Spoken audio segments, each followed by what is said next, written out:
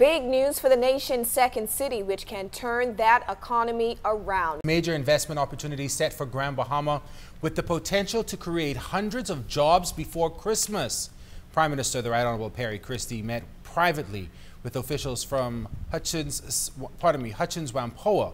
It's a major investor already in Grand Bahama. Clint Watson tonight tells us that the meeting in London will have significant ramifications in the Bahamas. Topping the agenda during the high-level meeting between the government and Hutchins Whampoa here in London is the Grand Bahama Port Authority's expired agreement on certain taxes, which up until now were non-existent to this company. However, Prime Minister, the Right Honorable Christie, says it was cause for concern and discussion.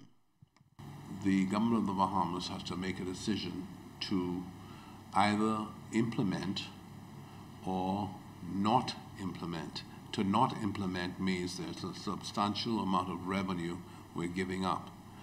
And we are mindful of the fact that companies like Hutchison came into the Bahamas on the basis that they wouldn't be taxed or they wouldn't be taxed heavily. Hutchins Whampoa, who's been a major contributor to the economy in Grand Bahama, is hoping to do so again. By the end of the year, a significant economic boost expected to the island. More likely sometime in October or November, they will begin a $280 to $300 million expansion of the container port. That means hundreds of new jobs, and it means hundreds of new jobs before Christmas. And so therefore it is a tremendous shot in the arm for Grand Bahama. We have spoken about this before, but we've now had it confirmed. And the good news does not end there. MSC, who's also part owner of Hutchins Whampoa with cargo and cruise ships, are also looking to expand. They're ready to make a substantial investment in the Bahamas. And MSC has indicated that it wants to and will in fact have a new destination in the Bahamas that they'll spend anywhere between $100 and $200 million. The figures have not come in yet in developing it.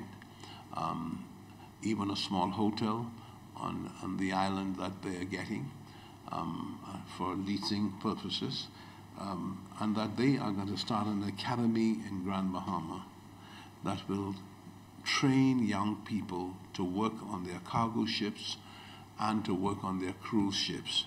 They're running they will be bringing online now a significant number of cruise ships, huge cruise ships, in fact, and that is why they are going to create a special destination, not just Freeport and New Providence, but one of the islands.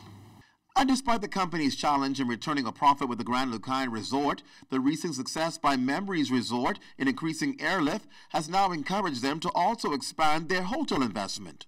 Hutchison has decided to open another hotel that was mothballed, the Lighthouse Club, where they are bringing in line 200 rooms, additional rooms, and they should have them open for the winter season, so sometime in November, December. And that again represents a commitment that recognizes that we're doing something right in Grand Bahama. Talks are also on the way for a possible public-private partnership to upgrade the domestic and non-U.S. section of the Grand Bahama Airport. As to the future structure of Grand Bahama, Prime Minister Christie says some interesting developments are on the way. We'll have that for you in a later report. Reporting to you from London, Clint Watson, ZNS Network News.